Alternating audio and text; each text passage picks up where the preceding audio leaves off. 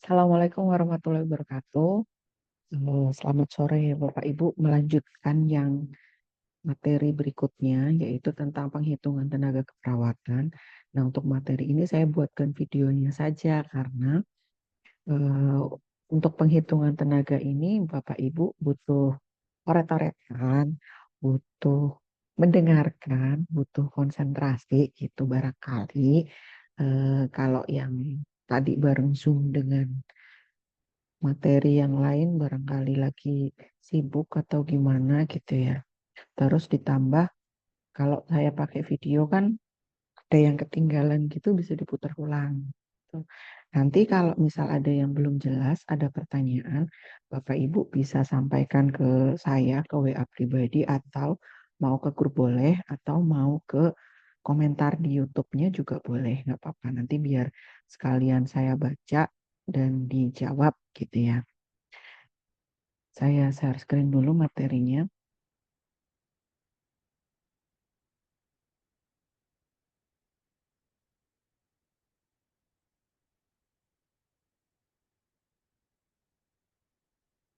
Oh iya, masih ingat ya Bu, Pak, dengan nama saya.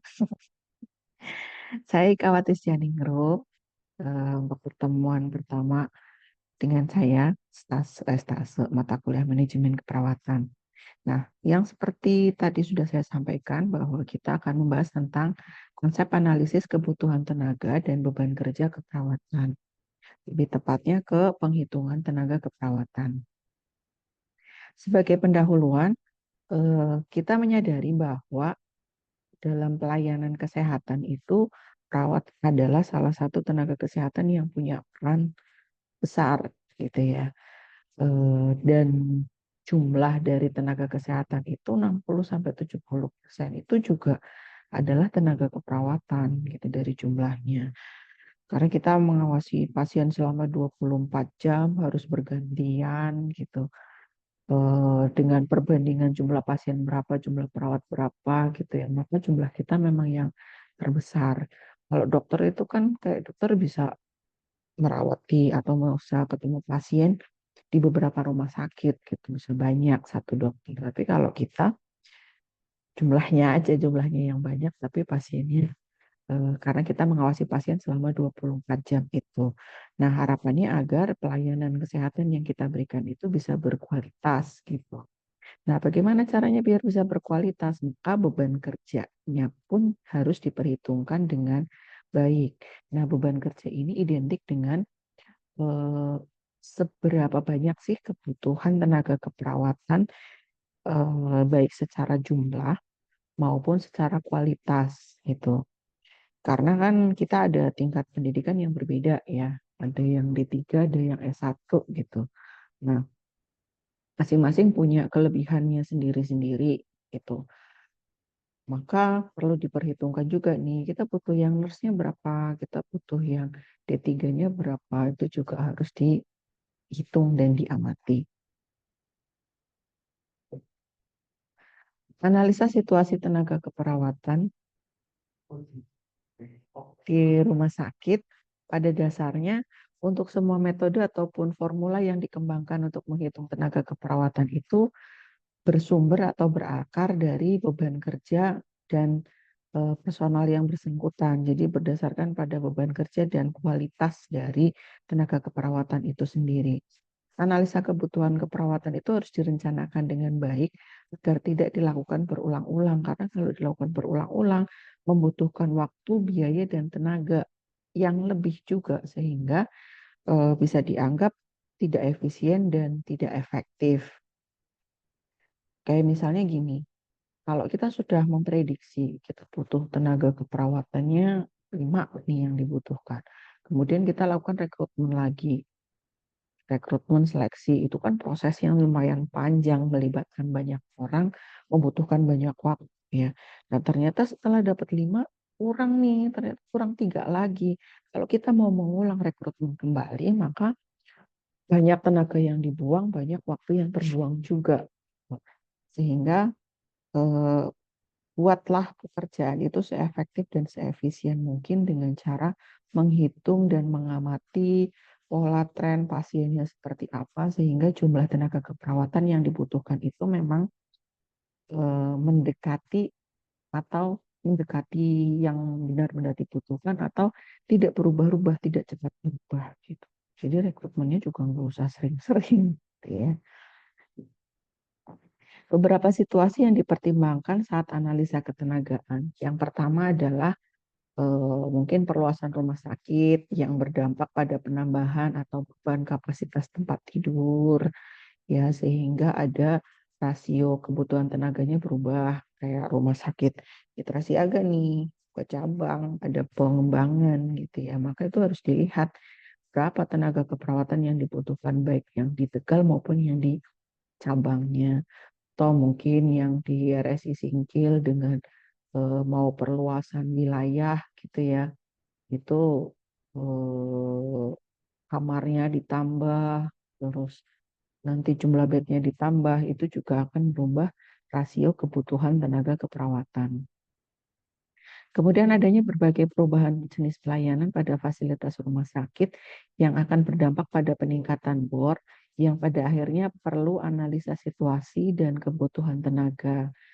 Kalau misalnya kemungkinan bornya nanti akan naik, kayak ini nih, beberapa rumah sakit kan ada yang ditutup karena kasus atau mungkin karena kerjasama dengan BPJS-nya diputus gitu ya.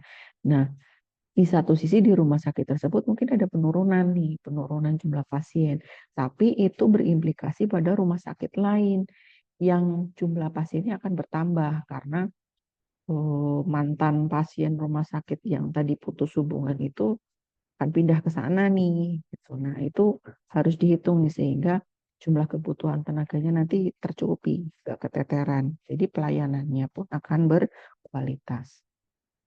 Kemudian adanya penurunan motivasi dan penurunan prestasi kerja gitu. Mungkin karena terlalu lelah, bosan dengan rutinitas, sudah terlalu lama bekerja di salah satu posisi gitu ya, sehingga mulai-mulai kendor nih kerjanya yang ditandai dengan masuknya telat, terus nggak semangat, banyak pekerjaan yang dititipkan ke apa maksudnya ke yang shift breaknya gitu.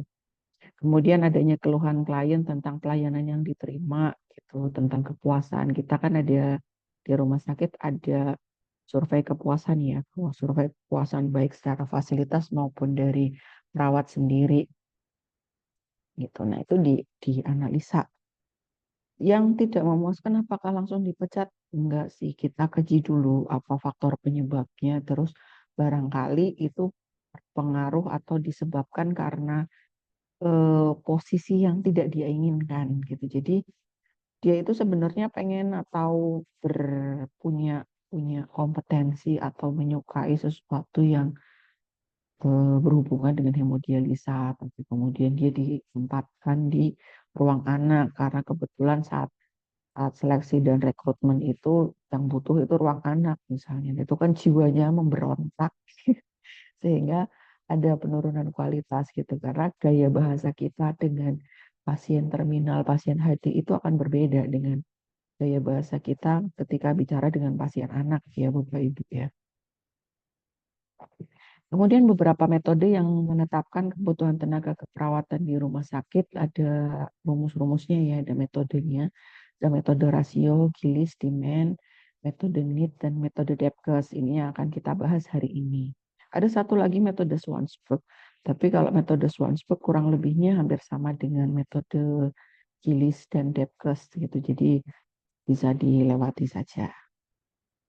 Yang pertama adalah metode rasio. Kalau metode rasio itu hanya melihat berdasarkan pada perbandingan jumlah tempat tidur dengan personel yang ditetapkan berdasarkan keputusan Menteri Kesehatan ya. Tapi ini tahun-tahun zaman kita belum lahir, tahun 79. Masih digunakan, Bu. Masih berlaku. Cuma memang untuk penggunaannya tidak bisa langsung digunakan secara mentah-mentah gitu ya. Banyak analisa yang harus dibutuhkan apakah metode ini sesuai atau enggak gitu. Salah. Metode rasio itu menetapkannya seperti ini. Kalau tipe rumah sakit A dan B, tenaga medis perbandingan antara tenaga medis dengan tempat tidur itu adalah 1:4 sampai 7. Jadi satu tenaga medis itu bisa merawat 4 atau bisa menangani pasien sebanyak 4 sampai 7 pasien. Untuk tenaga paramedis perawatan TPP itu dari 3 sampai 4 perawat itu apa namanya merawat untuk 2 pasien. Ya kita lihatnya yang TPP saja ya, tenaga paramedis perawatan. Terus yang tipe rumah sakit C itu 1:1, rumah sakit tipe D itu 1 perawat banding 2 tempat tidur. Ya kalau seperti ini dipakai, ditelan mentah-mentah kan udah pastilah lulusan perawat itu kerja semua gitu ya. Ya meskipun sekarang juga banyak lulusan perawat yang memang sudah bekerja karena memang permintaannya tinggi. Tapi kalau ini nggak akan ada keluhan kurang tenaga atau capek atau apa gitu karena udah gampang banget tuh rumah sakit tipe C aja 1 tempat tidur 1 perawat selalu banyak. Ya ini daftar singkatan yang tadi TM adalah tenaga medis, TPP tenaga paramedis perawatan, TNPP tenaga non paramedis perawatan, dan non-P itu tenaga non perawatan dan TT itu adalah tempat tidur perbandingannya. Yang kedua adalah metode demand. Metode demand ini perhitungan jumlah tenaga menurut kegiatan yang memang nyata dilakukan oleh perawat. Contohnya gini, kalau eh, pelayanannya atau perawatannya itu adalah perawat inap non bedah, maka rata-rata jam perawatan per pasiennya 3,4.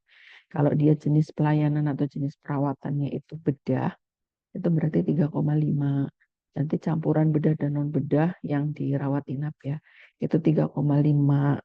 Kalau ibu-ibu postpartum 3, bayi baru lahir 2,5 gitu. Nah, tapi kalau metode demand ini tidak menuliskan yang gawat darurat atau yang kritis berapa, karena cuma eh, menjelaskan bedah non bedah aja gitu ya. Jadi antara yang gawat darurat kritis itu ya dianggap sama dengan yang rawat inap biasa. Yang ketiga, metode Gilis. Nah, ini akan kita coba untuk menghitungnya nih nanti. Boleh sambil disediakan oret-oretan, sambil kita coret-coret gitu ya. Karena saya cuma punya PPT nih, saya nggak nyoret-nyoret. Metode Gilis itu menganggap bahwa eh, apa, pelayanan yang dibutuhkan pada pasien itu terdiri dari 3 macam. Satu pasien itu pasti dan harus mendapatkan 3 macam pelayanan ini, yaitu perawatan langsung, perawatan tidak langsung, dan pendidikan kesehatan. Jadi nanti ketika menghitung jumlah jam perawatannya, itu kita harus mengalihkan atau harus mengalihkan dengan konstanta ya, tapi juga menjumlahkan antara perawatan langsung, tidak langsung, dan pendidikan kesehatan itu. Perawatan langsung itu dibedakan berdasarkan pada tingkat tergantungannya gitu. Tingkat ketergantungan yang self care itu berarti pasien mandiri. Pasien mandiri itu pasien yang sebagian besar kebutuhan dasarnya itu bisa dipenuhi sendiri ya. Masih bisa makan sendiri, masih bisa minum sendiri, untuk toileting berpindah, mobilisasi itu juga masih bisa sendiri. Kemudian kalau partial care itu adalah pasien-pasien yang harus dibantu untuk pemenuhan kebutuhan dasarnya harus dibantu oleh perawat maupun dibantu oleh alat. Gitu. Kalau yang total care itu memang harus bergantung total, baik menggunakan alat maupun menggunakan pasien. Sedangkan intensive care itu adalah pasien yang butuh pengawasan, bukan hanya berbeda dengan total care. Kalau total care itu kan pemenuhan kebutuhan dasarnya dibantu oleh orang lain maupun oleh alat. Tapi kalau intensive care, kemungkinan dia nggak total-total banget, tapi dia butuh perawatan yang intensif, butuh observasi yang intensif. Gitu contoh kayak pasien-pasien yang jantung ya, yang dia serangan jantung gitu AMI, itu kan eh, masuk ICU. Tapi sebenarnya untuk makan dia bisa, berpindah juga dia bisa, masih mampu. masih bisa, nggak ada keterbatasan aktivitas, toileting dia juga masih bisa, tapi dia tidak boleh gitu karena masih dalam pengawasan. Takut nanti jantungnya tiba-tiba bermasalah lagi itu kan akan lebih susah gitu ya. Itu contohnya yang intensif gitu. Jadi bukan berarti dia total, tapi dia yang butuh observasi selama 24 jam penuh. Nah, balik lagi ke perawatan langsung. Perawatan langsung itu merupakan bentuk pelayanan yang diberikan oleh perawat yang ada hubungannya dengan kebutuhan fisik. Jadi, pelayanan keperawatan di sini itu dilakukan oleh perawat sendiri kepada pasien dengan bertemu dan dia yang memang melakukan sendiri gitu. Kalau perawatan tidak langsung, oh salah. Ya, misalnya nanti kayak mau ganti pampers gitu ya, mau memberikan obat, mengukur tanda-tanda vital itu kan perawatan langsung di mana pasien dan perawat itu ketemu berinteraksi gitu ya. Menurut Minetti, kebutuhan perawatan langsung setiap klien itu ada 4 jam per hari. Dengan ini ada 4 kriteria ini ya.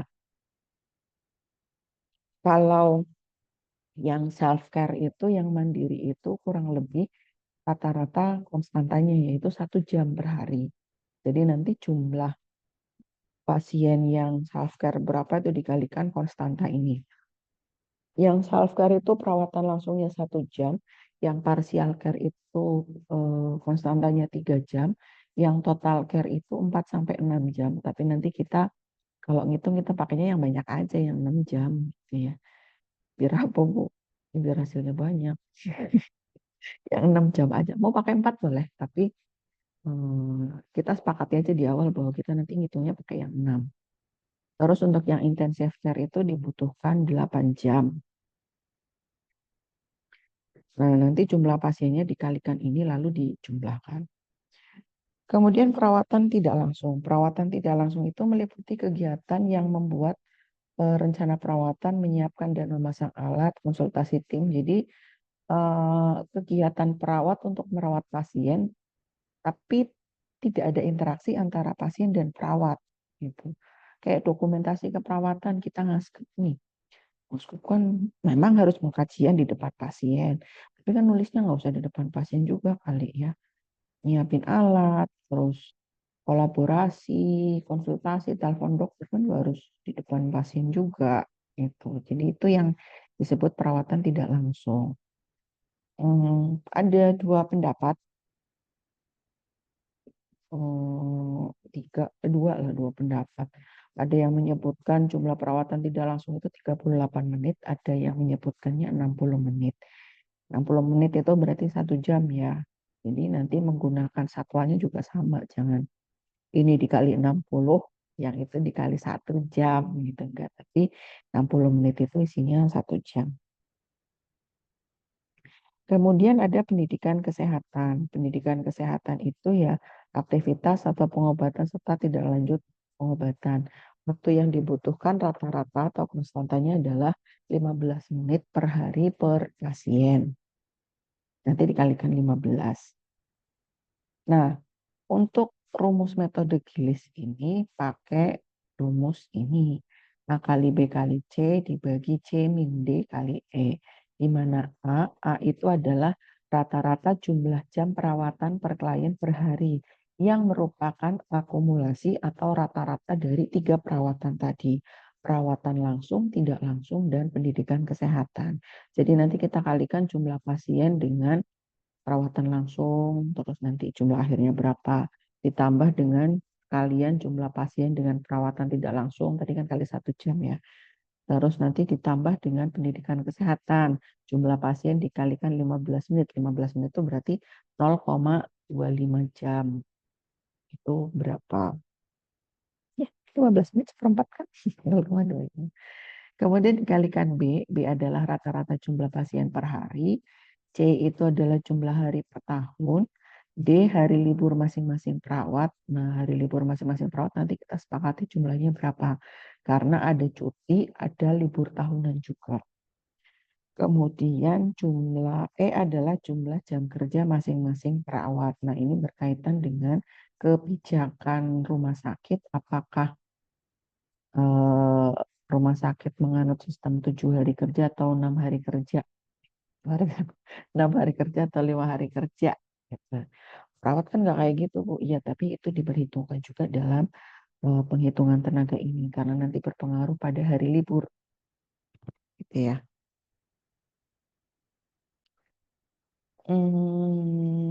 Ya, ini yang perlu kita ingat lagi, C ya, C. Jumlah hari per tahun yaitu 365. Sedangkan ini apa nih? Hari libur itu D. D itu hari libur masing-masing perawat per tahun. Ada yang menyampaikan 128 hari, kalau ada juga yang tidak gitu ya. Contohnya gini, 128 itu kalau ada 50, jadi 1 tahun itu dianggapnya ada 52 hari Minggu, 52 hari Sabtu, terus untuk libur nasional itu kurang lebih ada 12 hari. Nah, cuti tahunan itu memang berbeda-beda, tapi untuk gawe baru kan rata-rata 12 hari ya cutinya. Itu jadi itu yang disebutkan dengan hari libur. Jumlah jam kerja tiap perawat itu menurut undang-undang kan 40 jam per minggu. Kalau dia efektif 5 hari, maka 40 per 5 sama dengan 8. Kalau hari efektifnya adalah 6 hari, maka dihitungnya 40 per 6 sama dengan 6,6 atau 7 jam. Kemudian nanti jumlah perawatan akhirnya itu ditambah 20% sebagai antisipasi kekurangan atau sebagai cadangan. Langsung saja kita ke ini ya, ke contoh soalnya ya. Misalnya dalam sebuah ruang perawatan itu ada rata-rata 20 pasien, 20 klien per hari dengan klasifikasi 8 orang dengan ketergantungan minimal, 8 orang dengan ketergantungan parsial, dan 4 orang dengan ketergantungan soal. Ini contoh kasus nih.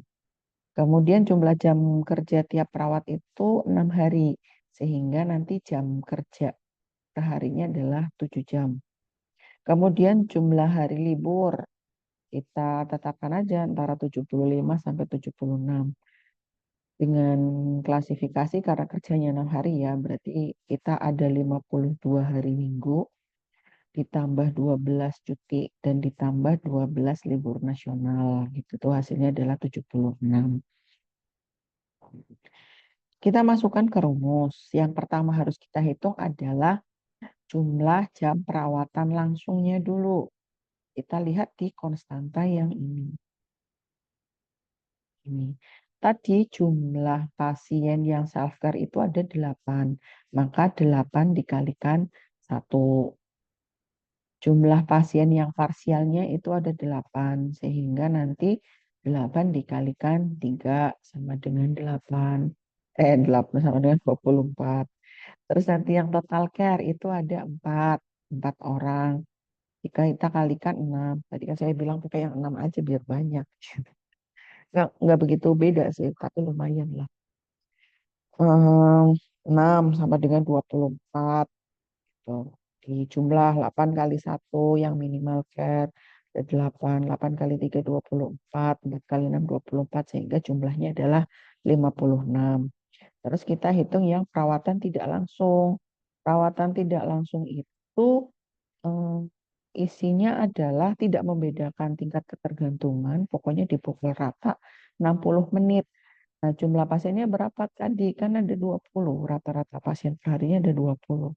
Tinggal 20 dikalikan 60 menit atau dikalikan 1 jam. Sama dengan 20. Nah, untuk pendidikan kesehatannya kan 15 menit nih 0,25. 20 dikali 0,25 sama dengan 5. Ya, kita masukkan ke rumus. Ini jumlah perawatan tidak langsungnya 20 kali 1 jam 20. Pendidikan sehatnya 20 kali 0,25 sama dengan 5. Sehingga jumlah A nih, jumlah total jam perawatan klien per hari sama dengan 56 tadi dari perawatan langsung ditambahkan dengan 20 itu dari keperawatan tidak langsung dan 5 jam. 5 jam itu adalah dari pendidikan kesehatan. Karena rata-rata maka dibagi dengan jumlah pasiennya ada 20. 56 ditambah 20 ditambah 5 dibagi 20 sama dengan 4,05 jam per klien per hari. Kita ini baru nyari A nih. Ya, jadi nyari A itu berdasarkan pada perawatan langsung, tidak langsung, dan pendidikan kesehatan. Dijumlah lalu dibagi dengan rata-rata jumlah pasiennya. Kita masukkan, kita masukkan ke rumus. Kaget ada suaranya. Kita masukkan ke rumus. A adalah 4,05, B-nya rata-rata jumlah pasien itu 20, dikalikan hari per tahunnya 365, dibagi 365 dikurangi 75. Ini karena saya menganut hari liburnya itu ada 75 hari ya. Dikalikan 7, 7 ini adalah jam jam kerja per harinya. Ya, akhirnya adalah 14,5 sama dengan 15 orang. Gitu kita bulatkan ke atas. Kalau di belakang koma kurang dari 0,5, ya kita bulatinnya ke bawah.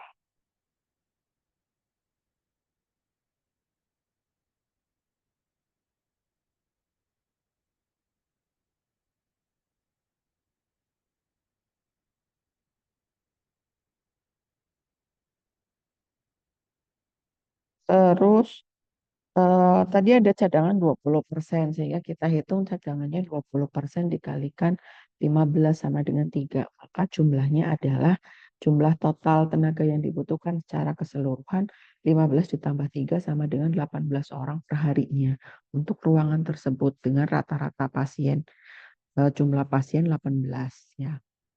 Nah, Gilis juga menyebutkan selain ini, selain menghitung tenaga, Gilis juga menyebutkan berapa sih jumlah yang perbandingan antara jumlah profesi dengan jumlah vokasi yang dibutuhkan. Perbandingannya adalah 55 banding 45, di mana yang 55 itu adalah jumlah profesinya, yang 45 adalah jumlah vokasinya.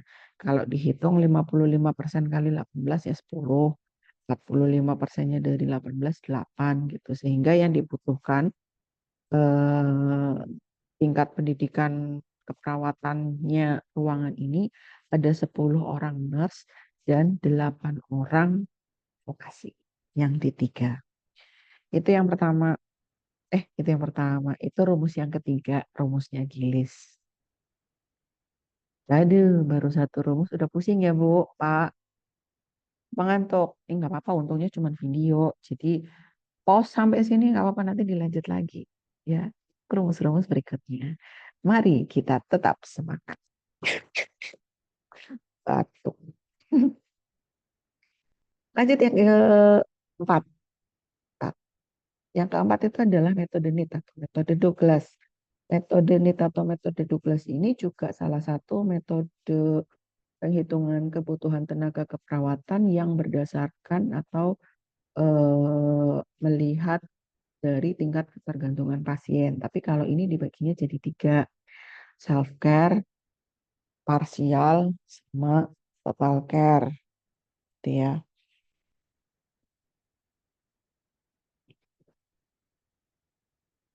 Sebentar ya Bapak Ibu, maaf.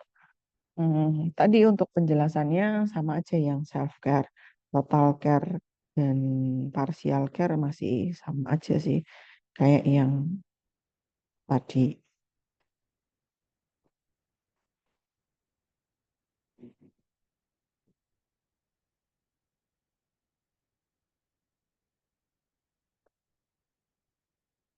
Ini konstantanya. Gampang nih kalau metode Douglas. Tinggal dikalikan saja terus nanti dijumlah. Jadi jumlah pasiennya misalnya tadi 8 yang minimal ya udah untuk melihat pas perawat dinas pagi berapa tinggal 8 dikalikan 0,17.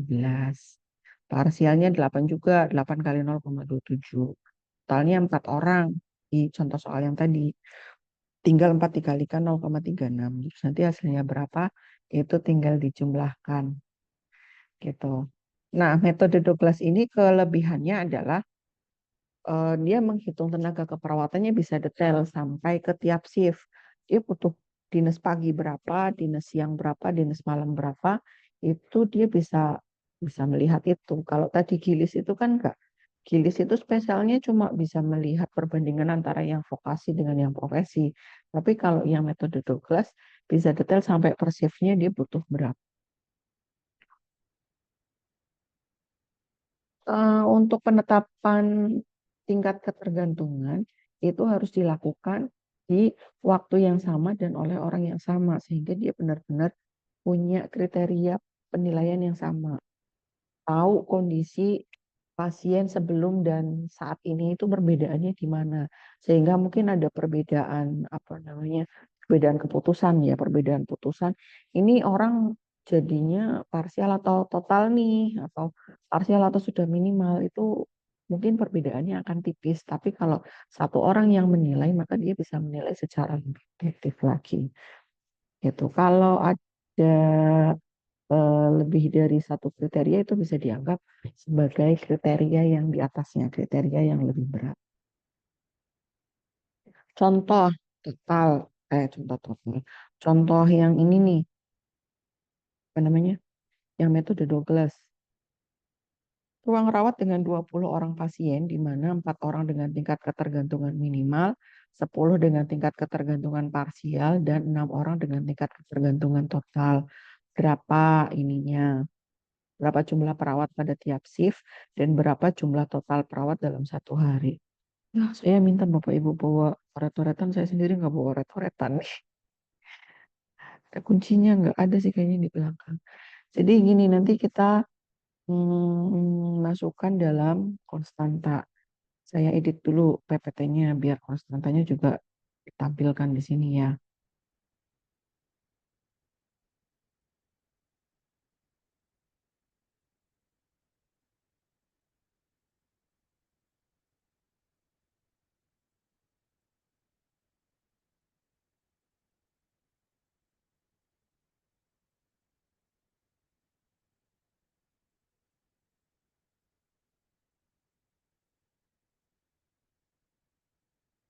Nih, kita tinggal kalikan dengan konstanta. Contohnya gini, ada 4 orang dengan tingkat ini kita mau lihat yang dinas pagi dulu ya. Jadi nanti kita lihat ya kolom yang pagi, pagi, pagi, minimal pagi, parsial pagi, total pagi. Ada 4 orang dengan tingkat ketergantungan minimal 4 nih. Berarti kalau mau tahu yang dinas pagi, 4 dikalikan 0,17, boleh langsung direct sih. Saya juga mau ngitung di kalkulator. 4 dikalikan 0,17 ditambah yang parsial ada berapa? Parsial ada 10. 10 dikalikan 0,27 ditambah yang total ada 6. 6 dikalikan konstantanya adalah 0,36. 0,36 sama dengan 5,54. Ya, tadi ulangi 4 dikalikan 0,17 ditambah berapa? 10 dikalikan 0,27 ditambah 0,36 dikalikan 6.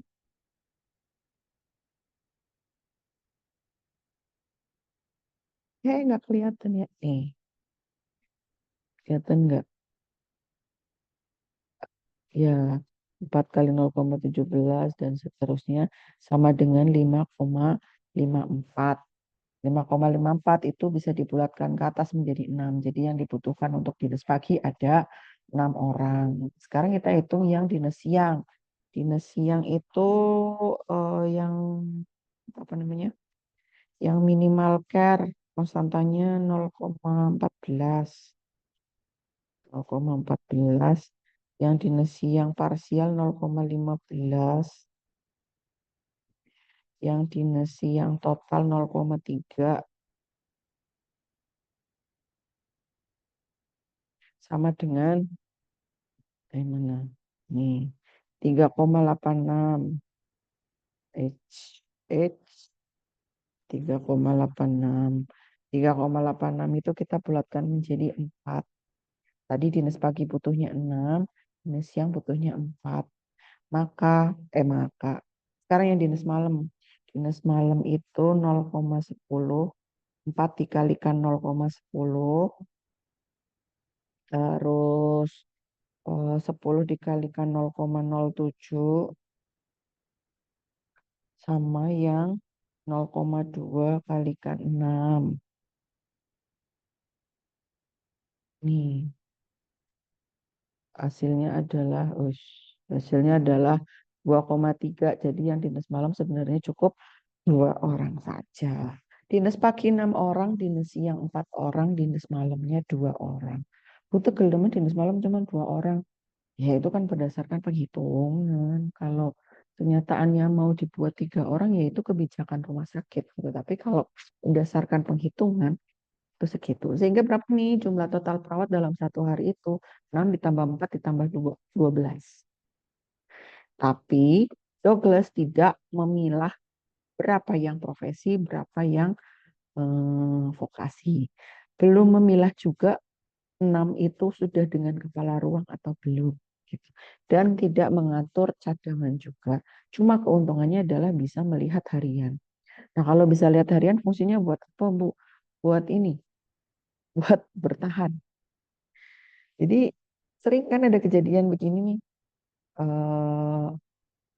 Mbak, kamu berangkat semua perawatnya di ruang mawar. Ya Bu, datang semua dari undutinya, dari manajer undutinya telepon. Iya Bu, berangkat semua. Berarti ada 6 ya yang dinas. Iya. Ini IGD perawat ada yang sakit tua nih.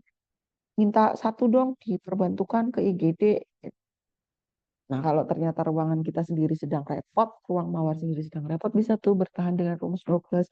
Ibu maafkan saya, berdasarkan rumus Douglas yang saya hitung untuk kebutuhan tenaga perawat hari ini, memang saya butuh 7. Nah, ini cuma ada 6, jangan diminta ya Bu. Ya, seperti itu kan. Lebih keren tuh, lebih ilmiah dibandingkan, apa namanya, aja lah Bu, di sini udah kurang tanpa bukti yang jelas gitu. Tapi kalau ada ini kan lumayan ilmiah banget gitu. Wow, perawatku sudah pintar menghitung tenaga keperawatan gitu kan. Menyenangkan ya. Itu bisa digunakan untuk itu juga. Lanjut, standar ketenagaan perawatan di rumah sakit berdasarkan Depkes ya, itu berdasarkan pada unit kerja yang ada pada masing-masing rumah sakit. Sebentar, Bapak Ibu, saya keluar sebentar. Mau mengecek sesuatu tadi. Hmm, ini bisa juga berdasarkan pada tingkat ketergantungan klien, ya. Oke.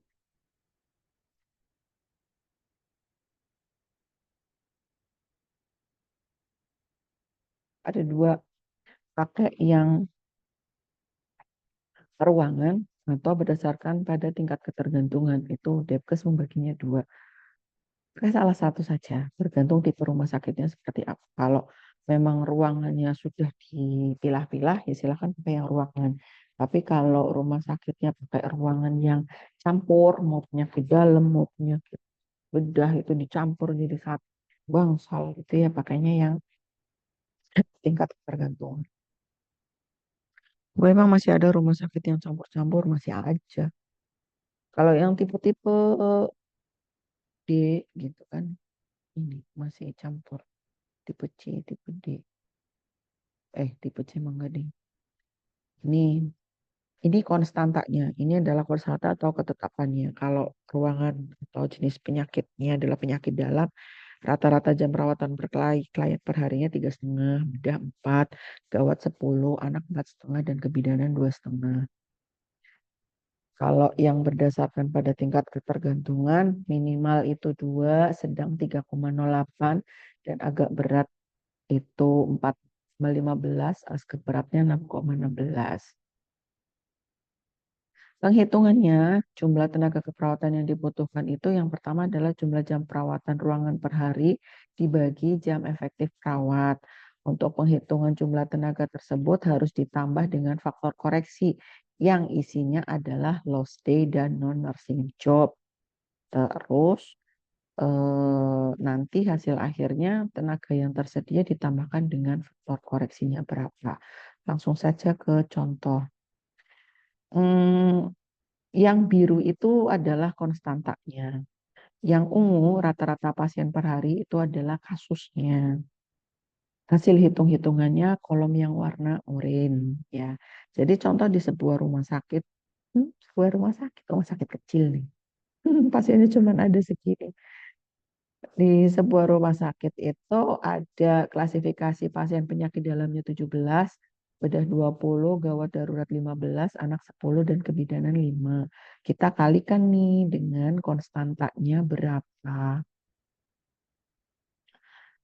17 kali 3,5 kali ya ini ya.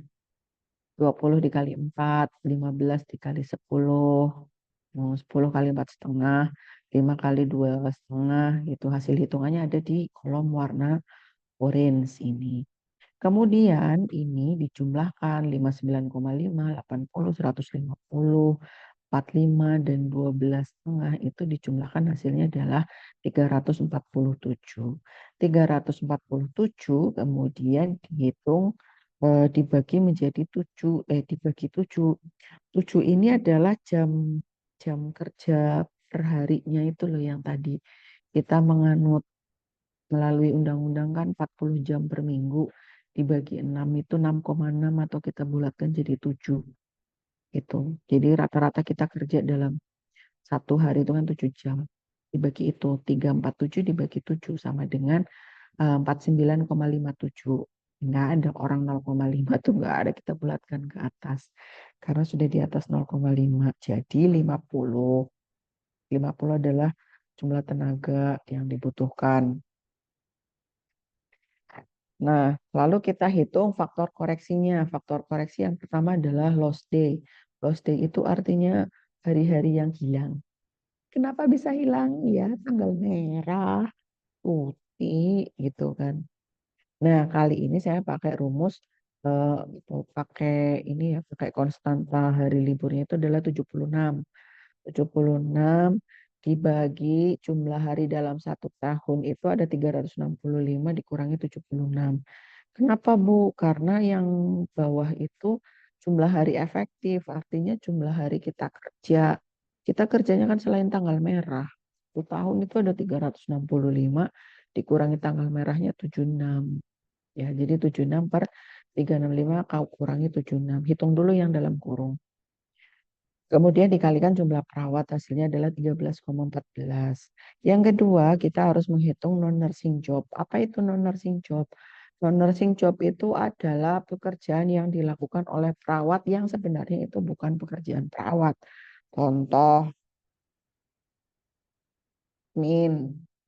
ngitung obat, ngitung obat maksudnya ngitung pemakaian obat gitu ya. Terus mungkin eh, konsultasi dengan asuransi gitu. Ya itu kan bukan tugasnya perawat ya, tapi ada administrasi sendiri gitu kan. Misalnya itu dianggapnya kita selama bekerja dalam satu hari itu mengerjakan non-nursing job sebanyak 25%. Nah, maka dikalikan saja 25% dikalikan 50 sama dengan 12,5. Sehingga jumlah total kebutuhan perawat di rumah sakit tersebut ada 50 ditambah loss day-nya 13,14 ditambah 12,5 sama dengan 75,6. Kita bulatkan menjadi 76 orang untuk kriteria penyakit yang tadi saya sebutkan.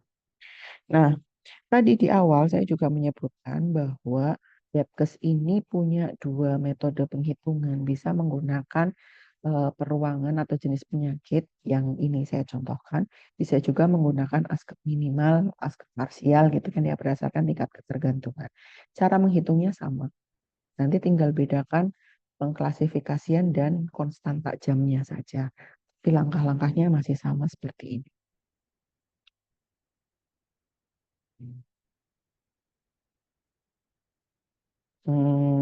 Ini contoh yang tadi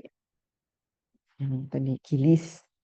Ini contoh yang Gilis perawatan langsung, tidak langsung gitu ya, rangkumannya. Terus ini jawaban dari yang Douglas tadi, 642 12 nih sama jawabannya. Dan selesai. Gitu Bapak Ibu. Stop share. Hmm. Ya, ya udah. Itu ya apa namanya? Karena ini saya buat video, jadi Ibu kalau bingung atau tadi ketinggalan saya terlalu cepat, nyoret-nyoretnya belum sampai gitu ya, monggo diulang kembali gitu ya.